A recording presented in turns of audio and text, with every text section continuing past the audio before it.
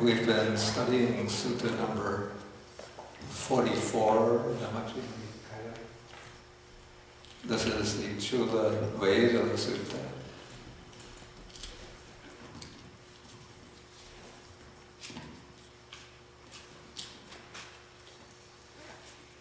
And though it's a short sutta, but the topics that it brings up are very deep and they often require a lot of explanation. So we've been going through it pretty slowly. Okay, so last time we completed the section on what's called Nirodha Samapatti, the attainment of the cessation of perception and feeling. And now we come to the section on feeling. This is on page 400, on the bottom of the page. Okay, so this section begins, this is, if you remember, it's a dialogue between the lay disciple named Visakha and the Bhikkhuni, the Buddhist nun, Dhammadinna, who had formerly been his wife when they were in lay life. Okay, so now Visakha asks Dhammadinna a question about feelings. He asks, "Lady, how many kinds of feelings are there?" If you remember, we were speaking about Vedana, feeling. It's one of the five aggregates, one of the components in the five aggregates. And so now the dialogue is going to focus in more finely upon feeling and then take the relationship between feelings and the defilements. Okay, so he asks, how many kinds of feelings are there? And she replies that there are these three kinds of feelings which have often been stated by the Buddha. That is pleasant feeling, painful feeling, and neither painful nor pleasant feeling.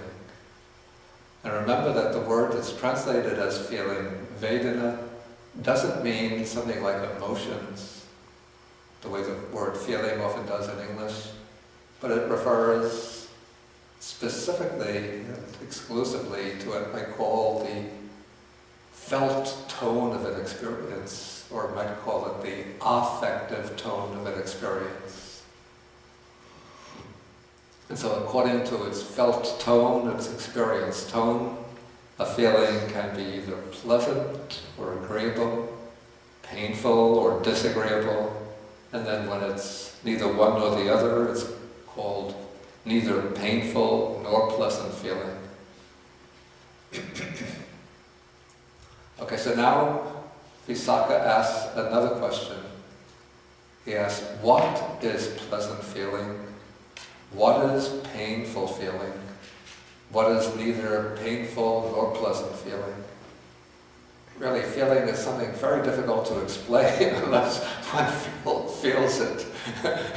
You can't, it's like trying to convey the taste of a durian to somebody who's never tasted one.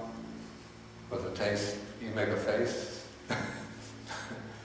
Or the taste of maybe durian is too strange a taste of a mango fruit or a mango to a Westerner who's never had access to markets that carry Asian fruits. Or a custard apple, who knows the taste of a custard apple? Nobody, well. Yeah, it's a very delicious fruit that we have in Sri Lanka. It's big, you break it open, and it doesn't look like any fruits that are familiar to me in the West. But it has a texture, very soft texture, a little bit like custard. Yeah, and the taste is like custard also, but it's a fruit.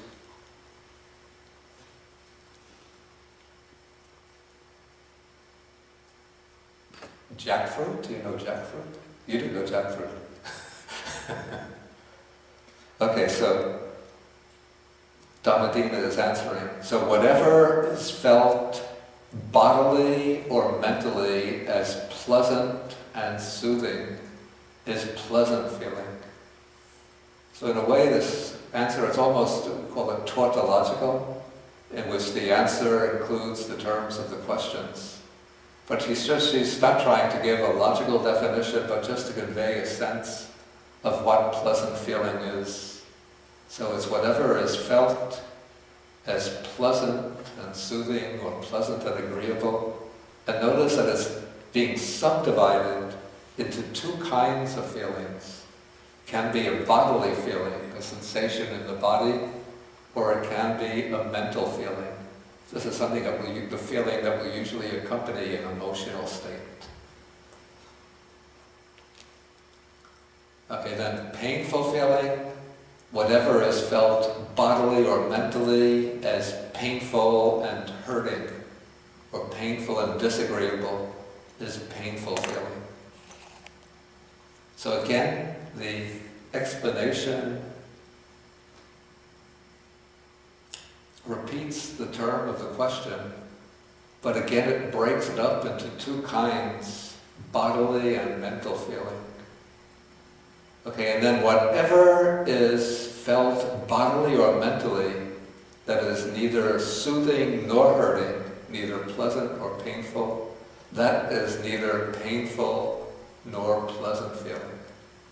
So we have these three feelings. They're all described as in terms of whether they're pleasant, painful, soothing, or hurting. Okay, now we come to another question. This sounds a little paradoxical rather than tautological. Okay, what is pleasant and what is painful in regard to pleasant feeling? What is painful and what is pleasant in regard to painful feeling? And what is pleasant and what is painful in regard to neither painful nor pleasant feeling? Okay, and then she answers, pleasant feeling is pleasant when it persists. As long as the pleasant feeling endures, then we experience it as pleasant. But the pleasant feeling becomes painful when it changes.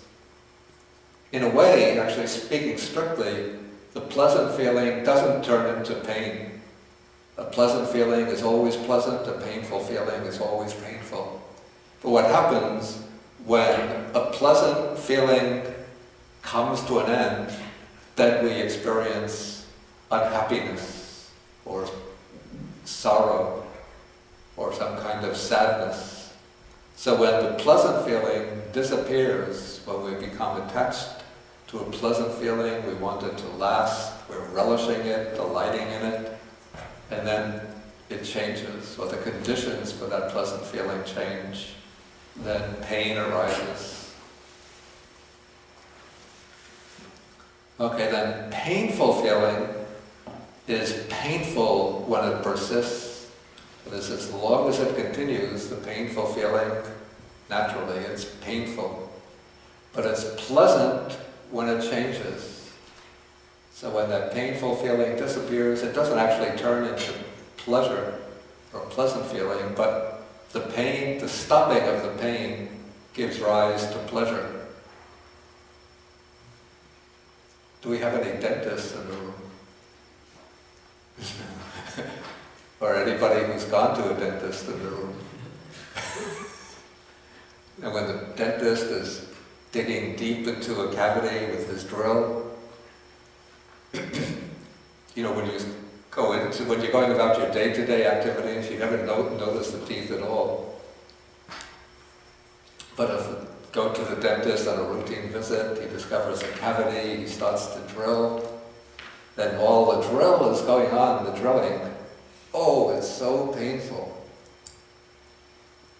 And then you're just hoping any second, then boom, the drill comes to an end. And then you're back to your normal state, everyday state, but what arises in the mind? What kind of feeling? What the sound of the drill stops, the pressure of the drill stops. What arises? Relief. Relief, but in terms of feeling? Pleasant. Pleasant feeling, right?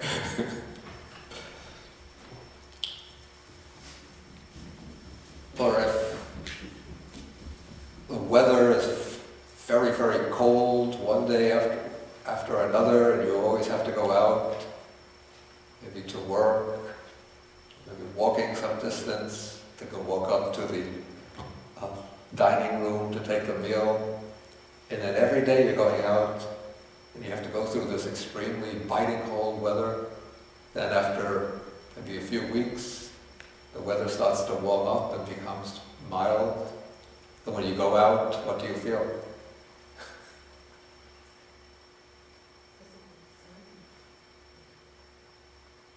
What? You step out on that first day of spring.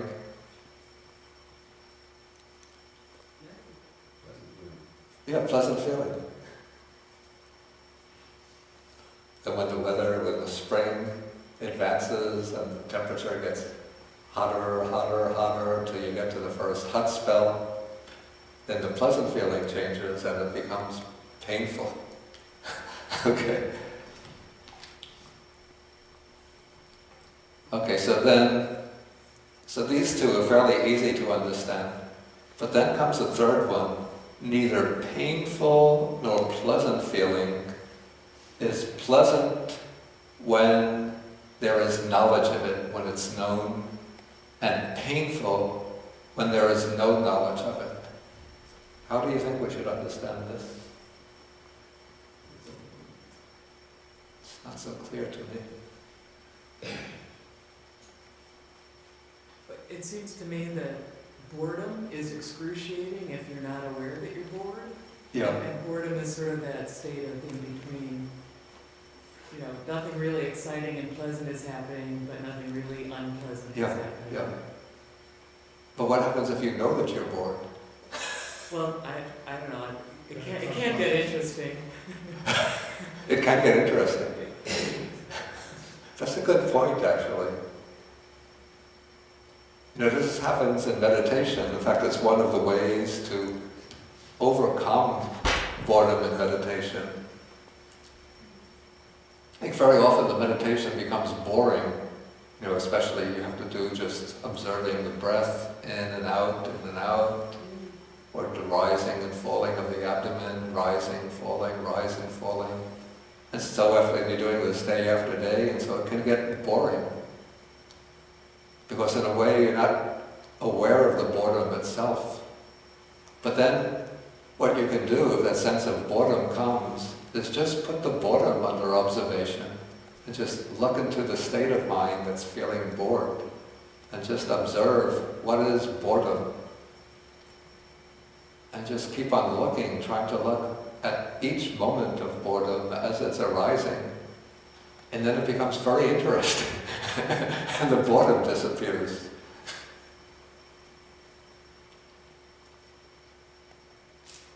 Anybody else have any thoughts about this?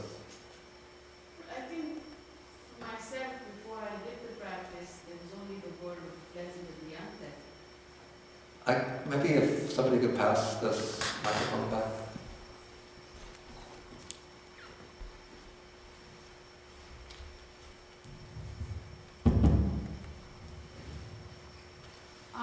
Before I was practicing, I felt very strongly that there was just a word of the pleasant and the unpleasant, and there was no understanding even of the neutral. Yeah. So at that point, life is just one grasping after the other. Yeah. And so, in my experience, the neutral actually came in after I started to practice. And I see that in my children, that for them, it's just either pleasant or unpleasant. Oh, but there is the neutral feeling for everybody. I don't think they're aware of it. I think that that's something that has to be taught. Yeah, one tends to pass over the feeling that's neither painful nor pleasant because generally one wants to experience pleasure. And so, And so that even that experience that's neither pleasant nor painful, because one is not getting pleasure out of it, it's not that one recognizes it as painful, but it just becomes like an oppressive sense of Right, the absence of pleasure. right. And so then one has to switch over and find something exciting, something tantalizing, something stimulating, arousing, something that will churn up the mind.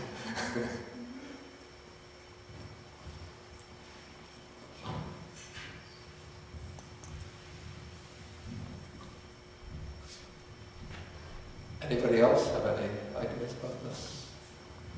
I wonder, I think it's something like when you're on a cell phone and you're multitasking, and suddenly you're not multitasking, but you need to keep on doing things, and you feel this restlessness to be stimulated by something, but you aren't, so that maybe you're in the neutral state, but want not to be in the neutral state. Yeah, I think this is another example of it, that especially prominent nowadays, maybe not so much in the Buddha's time, but we always have to keep busy, engaged, excited, involved.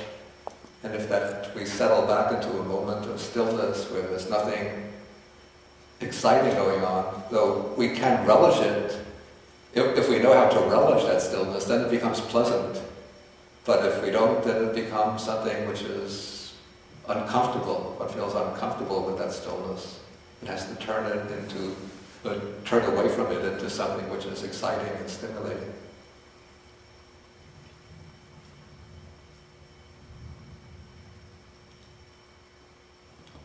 Okay, anyway, I think that there's a whole range of experiences that are neither pleasant nor painful, that we can see if we know that state, it can become pleasant. If we don't know it, it's not actually felt as pain, but because it's the absence of pleasure, it's oppressive or uncomfortable. Did you have something to add?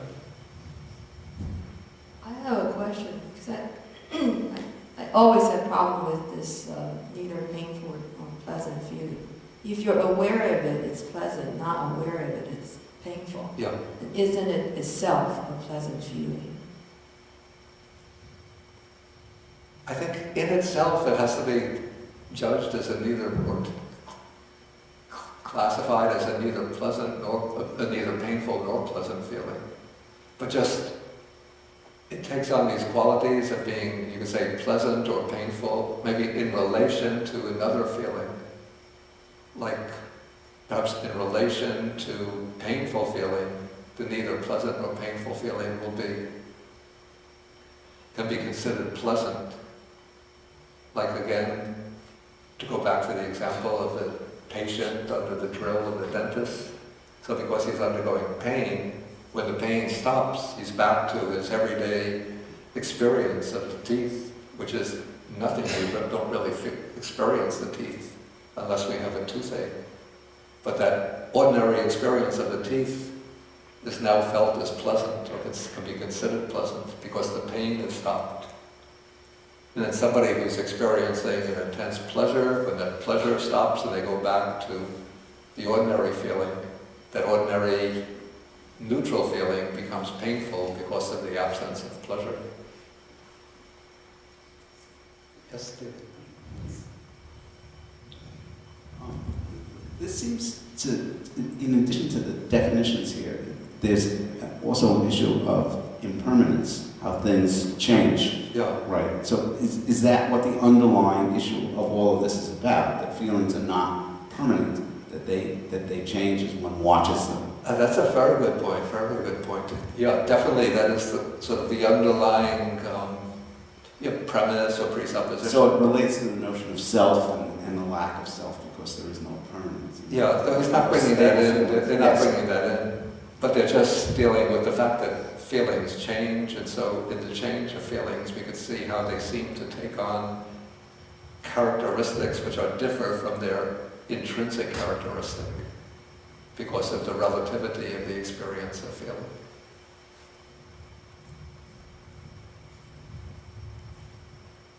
I have a question. Is it a better way to live, like neither Please put the microphone closer. Is it a better way to live like every day, like neither painful or nor pleasant life? If when you feel like happiness, pleasant, probably just a short time of pleasant. After that, probably you don't feel Probably. pleasant. After you feel the pleasant time, then when the pleasant is over, then you don't feel any pleasant. Yeah. And when you have a painful feeling, after painful, you don't feel the pain. Yeah. So is it a better way to live, like neither painful or nor a pleasant life? It's a better way to live every day. Generally, we don't have control or mastery over this. Of course, pursuing certain types of pleasure, we can avoid those if they cause disturbance in the mind. We can avoid certain situations that bring pain. But we're not able just to put ourselves into a state which is neither pleasant nor painful all the time. It's inevitable, just as long as we live, that we meet with pleasant and painful feelings too. But I think we're going to come to the implications of that in the next section of the sutta. One thing, the word pleasant, the original part of the word is sukha or piti. So this is sukha. Sukha, and painful, this is It's dukkha. Yeah. If one is always considered a state of upekkha, equanimity, can one be free of either of these? Yeah, this is a good point. I'm not sure if it's dealt with later in the sutta. Okay, now the question is, if one puts oneself into a state of equanimity, does that help one deal with both pleasure and pain? Is that the question? Yeah. Now there's a distinct state which is called equanimity, upekkha, which is not the same as neither pleasant nor painful feeling. But upekkha we could call balance of mind or composure of mind. And so it's possible to develop equanimity, and when one develops equanimity, then even though one meets with pleasant feeling, one is not drawn towards it or sucked into it, or one doesn't become addicted to it. And even though one meets with painful feeling, though one undergoes the pain, but it doesn't pull one down and cause one to become feeling oppressed, afflicted, overwhelmed. But one is able to look on with a balanced mind, no matter what one feels. In a sense, that is one of the aims of Buddhist mind training, is to develop that equanimity under all conditions. Is equanimity in meditation is what you're talking about, but is equanimity the same as detachment? Detaching oneself from one's feeling, becoming disconnected in a way. This is a matter of the way we use these terms. And I'd say from the use of Buddhist technical terminology, equanimity and detachment are not quite identical. There's a certain maybe affiliation between them. Let us say detachment is the ability to experience the feeling without being attached, especially without being attached to the pleasant feeling. To be able to observe it. The ability to observe is closer to equanimity. But the two are affiliated, but not quite identical. Yes, please. This reminds me of the story of the farmer and the son. Oh yeah, this is Chuang's. Yeah, how it is what it is. Do you know this? Do you remember the story? Yeah, I think I do. Then if we want to tell it. The farmer loses his horse one day, and the people in the town come to him and say, "Oh, that's so unfortunate, you've lost your horse, how will you plow your fields? This is terrible." And the farmer says, "I don't know if this is good or bad, all I know is that my horse is gone." And the next day, I think the horse comes back with a whole Herd of herd Yeah, of horses. And the townspeople say, oh, this is so wonderful, now you'll be wealthy, you'll have more, work power and so forth, and the farmer says, I don't know if this is good or bad, all I know is that many horses have come to me. And the next day, the sun goes out and he tries to break one of the stallions and he falls off the horse and is pretty badly hurt. And the townspeople come rushing to him and say, oh, this is so awful, how are you going to plow, how are you going to work, you're missing your son, you're by yourself, and the farmer says, I don't know if this is good or bad, all I know is that my son is hurt. And the following day, an army comes through and recruits all of the able-bodied young men, and his son, obviously can't go, and so on and so forth. So I guess the whole premise behind it is that it is what it is, and to become attached to a particular emotion and follow through with that emotion can lead to all sorts of things. It's really a waste of time at the end of the day. Okay, I think we should go on because I want to finish the sutta today. Okay, so now we come to the next section. This is the very important section. It's on what is called here the underlying tendencies. In Pali, this is the word anusaya.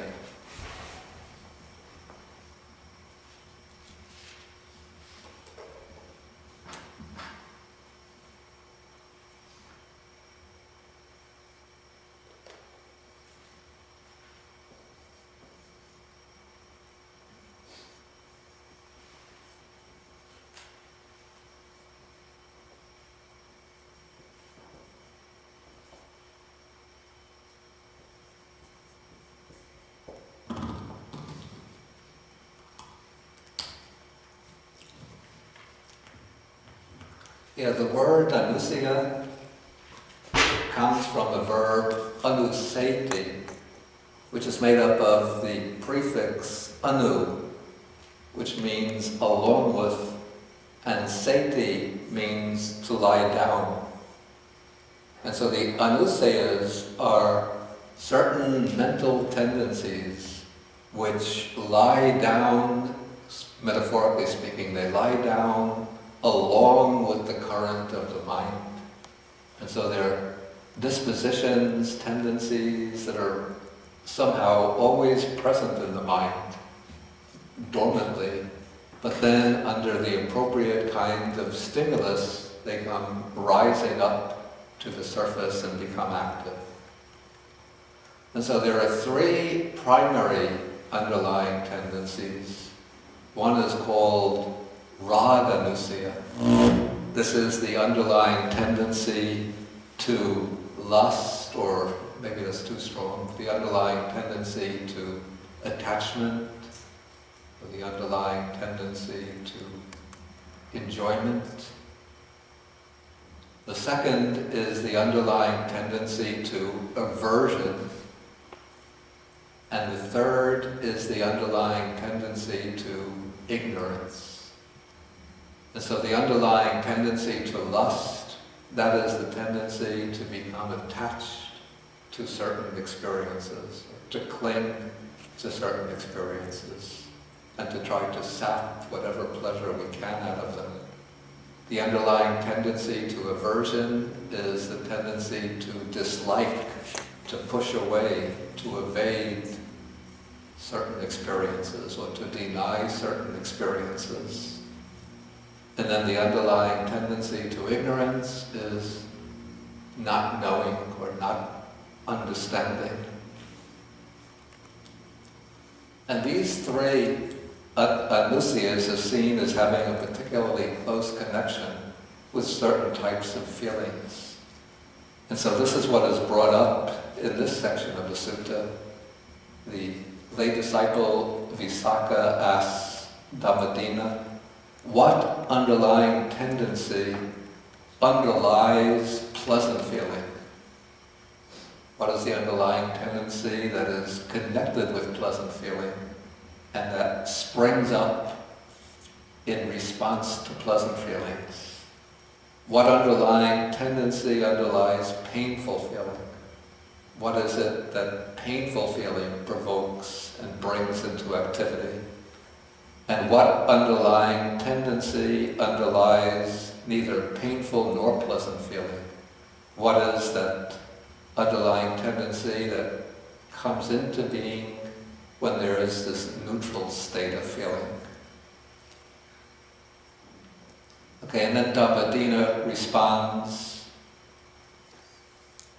the underlying tendency to lust or attachment underlies pleasant feeling. So pleasant feeling triggers off or arouses, provokes, activates the underlying tendency to attachment. The underlying tendency to aversion underlies painful feeling. So painful feeling triggers, provokes, activates aversion. And then the underlying tendency to ignorance underlies neither painful nor pleasant feeling. When neither painful nor pleasant feeling is occurring, then the general tendency is to remain in a state of this, maybe we call it a dull apathy or a dull complacency, which is a state of ignorance, not recognizing the real nature of things. Okay, but then the question comes up, which is brought up next. Does the underlying tendency to lust or attachment underlie all pleasant feeling? Does the underlying tendency to aversion underlie all painful feeling? Does the underlying tendency to ignorance underlie all neither painful nor pleasant feeling? If the answer to this were yes, then in a sense we would have to be like victims of our feelings forever. Whenever we felt any kind of pleasure, automatically and spontaneously attachment would arise. We would have no choice, no control over it. Whenever we felt any kind of pain, then the underlying tendency to aversion would arise, and we'd be bound by that. And in our ordinary day-to-day state, which is neither pleasant nor painful, we would always be just drifting along in a state of ignorance. Okay, but Bhikkhuni Dhammadinna answers in the negative that these three underlying tendencies don't underlie or don't become activated by the three corresponding types of feelings.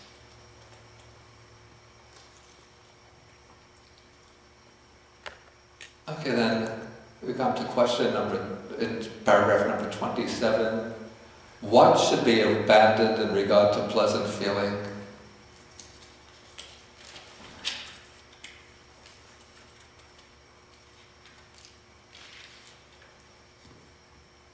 What should be abandoned in regard to painful feeling? What should be abandoned in regard to neither painful nor pleasant feeling?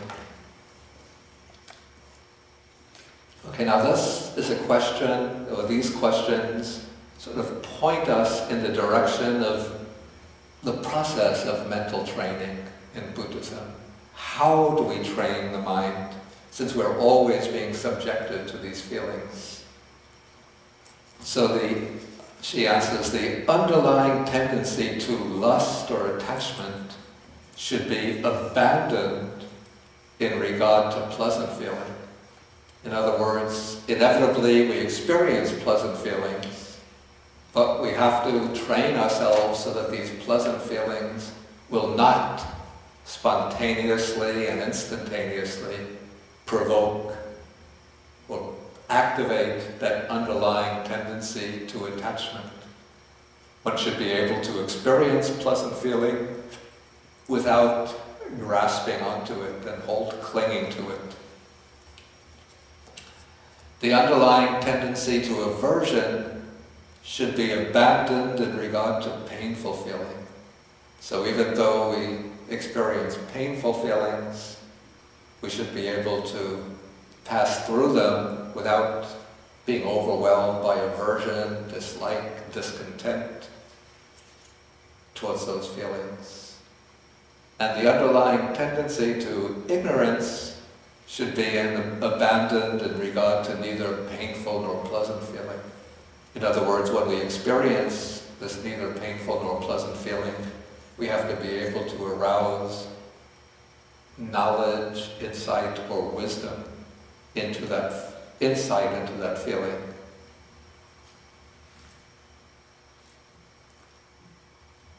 Okay, so this text is saying that it's possible to abandon the three underlying tendencies in regard to the three feelings, and that is the way that one should train oneself. Okay, but now the question comes up, does the underlying tendency to lust have to be abandoned in regard to all pleasant feeling? Does the underlying tendency to aversion have to be abandoned in regard to all painful feeling? Does the underlying tendency to ignorance have to be abandoned in regard to all feeling that's neither painful nor pleasant?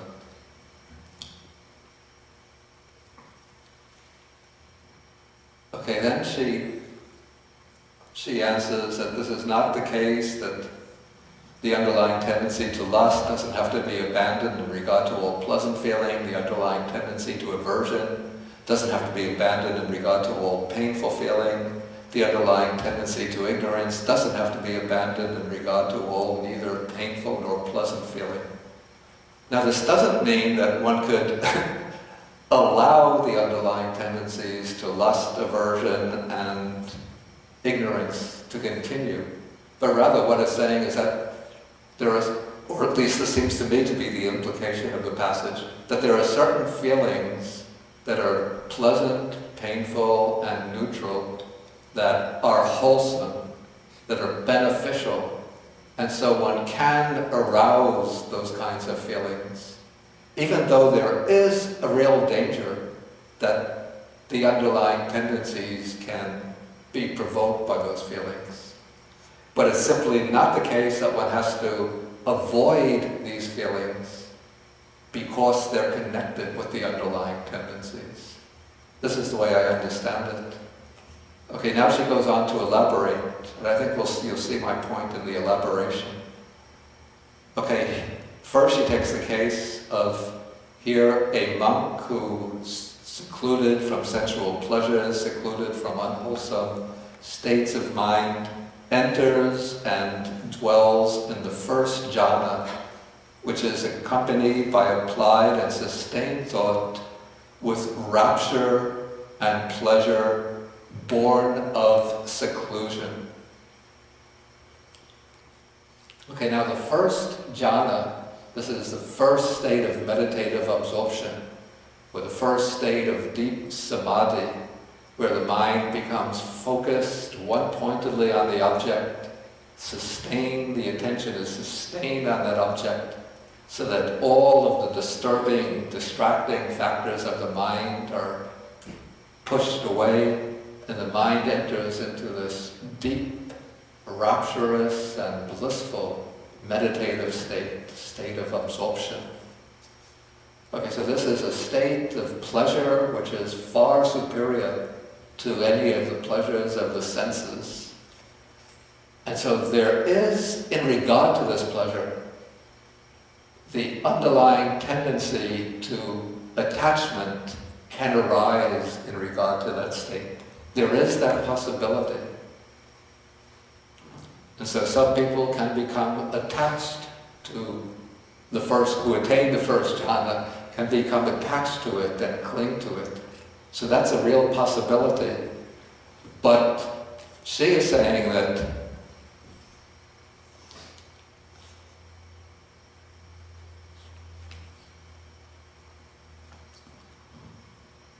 what she is saying is that it's possible to achieve that state, and then one abandons the attachment to it. And when one abandons the attachment to it, then the underlying tendency to lust does not underlie that feeling.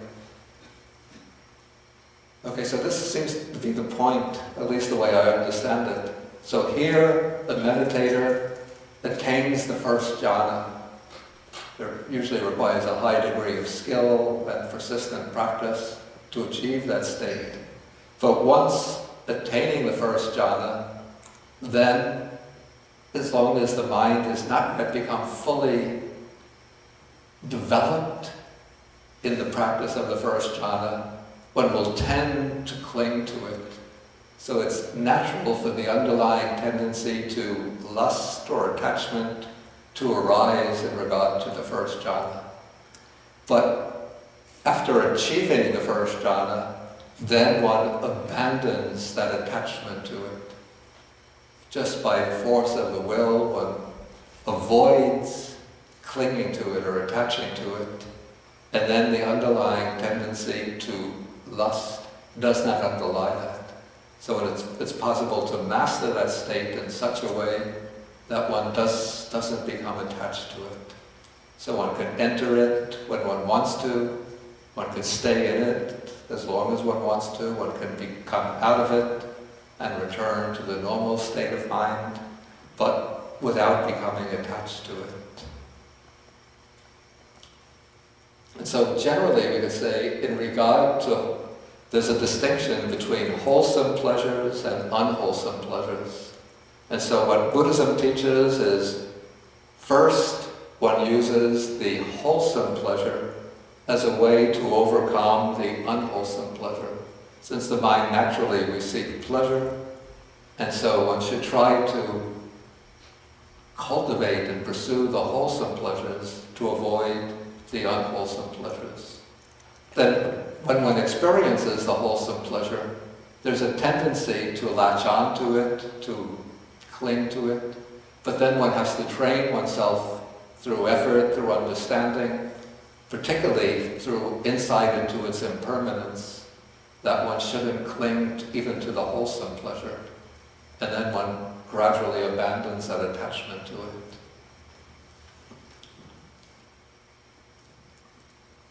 Okay, then we come to the next section. Here it's regard to the painful feeling.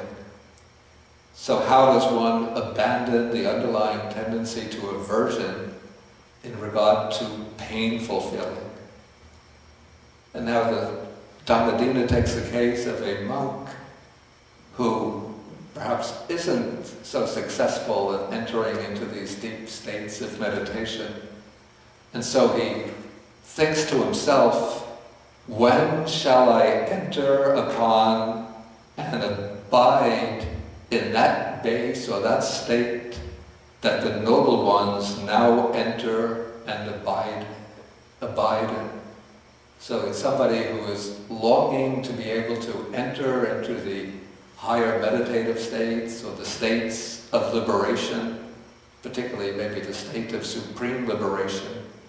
And so he generates this longing or aspiration for it, and because of his inability at present to attain that state, then a feeling of displeasure arises, or what's called grief. So grief arises with that longing as condition.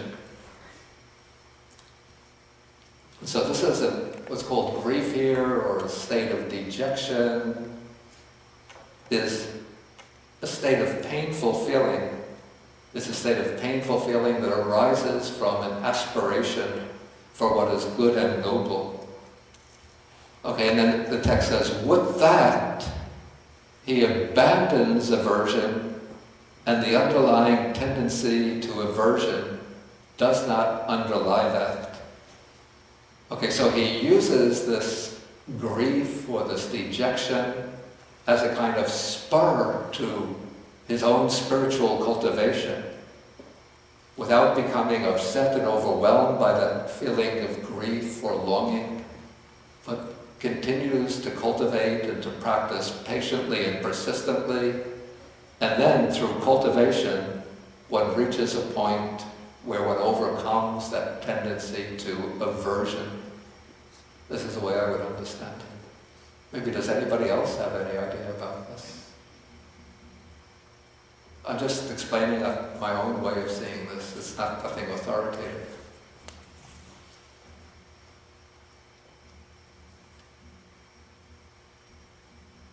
Do you have any ideas? Then we'll keep about them.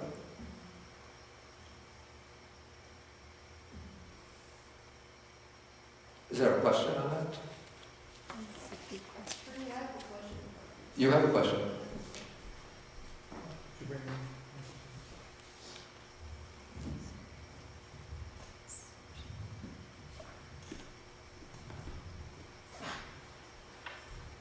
In the scheme of 5 aggregates, which aggregate does the underlying tendency belong to?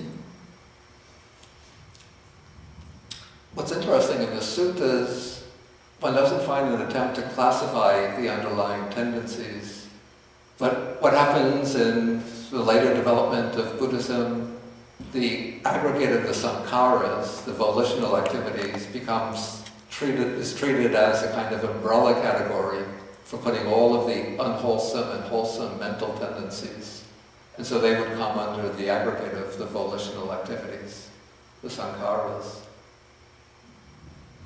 Okay, if that's the case, then I think my understanding is that feeling and the impermanence of feelings is something that does not disappear as long as we have 5 aggregates.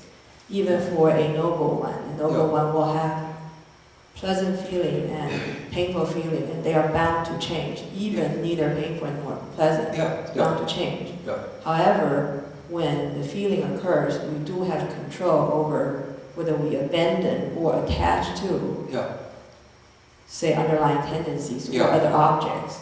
And that is a volitional force. So you basically use one volitional force to change another volitional force. So it's a force of karma.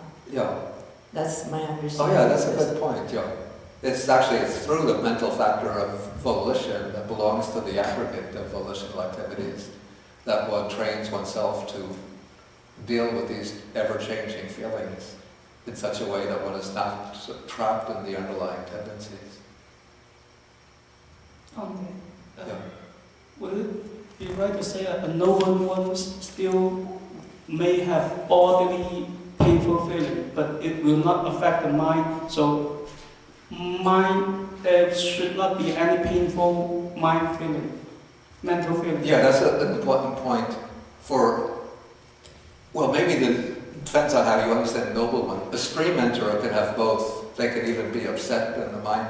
But the arahat, the one who's completed the practice of the path, won't have any more mental painful feelings in the sense of sadness, grief, dejection, sorrow. But they'll still, as long as the body exists, they'll experience painful bodily feeling. That's inescapable. How about compassion? What if they feel compassion? Yeah. Or empathy? Yeah, well, compassion is being able to, in a sense, feel the suffering of others in the sense of identifying with them and not knowing what they feel and feeling that wish that others who are undergoing suffering will be free from the painful feelings, free from pain and misery. But it doesn't mean that the one who is generating compassion that his own mind will be oppressed by pain, sorrow, and grief. Because compassion is actually, it's a liberating state rather than a binding state. Okay, let us just go now to the last part of this section. Okay, now this is going to take the case of the fourth jhana, the fourth meditative absorption. So with the abandoning of pleasure and pain, and with the previous disappearance of joy and grief, the monk enters and dwells in the fourth jhana, which has neither pain nor pleasure, so that neither painful nor pleasant feeling, and it has purity of mindfulness due to equanimity. With that, he abandons ignorance, and the underlying tendency to ignorance does not underlie that. Okay, so now takes the case, the monk enters the fourth jhana, which has neither pleasant nor painful feeling. Okay, it's possible to enter into that state and still have the basic ignorance of it underlying it, in that one doesn't really understand that state in terms of its basic characteristics. So one can enter into the jhana, and it's a very peaceful, very equanimous state, and one can come out, and the underlying tendency to ignorance can still be present and still be activated by that state, because one is not directing the mind to understand it. But this passage is taking the case of the monk who develops the fourth jhana, and then based on the fourth jhana, develops insight or wisdom. And so he sees into the nature of the jhana and into the nature of all conditioned experience, and then abandons ignorance. And so now there's no more ignorance in regard to the fourth jhana.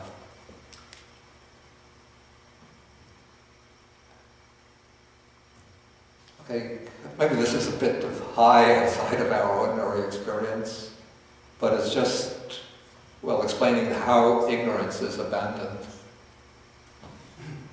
If there's any questions here, please, let's take them. Ignorance of what? I think this would be ignorance in the sense of not knowing the true characteristics of phenomena. What would be impermanence, dukkha, and non-self. Would it be like ignorance of the Four Noble Truths? Yeah. Ignorance of dependent origination, of the conditioned nature of the experience, and ignorance of the Four Noble Truths.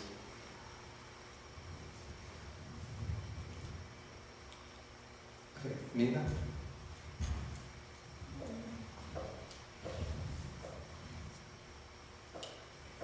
Earlier you had said that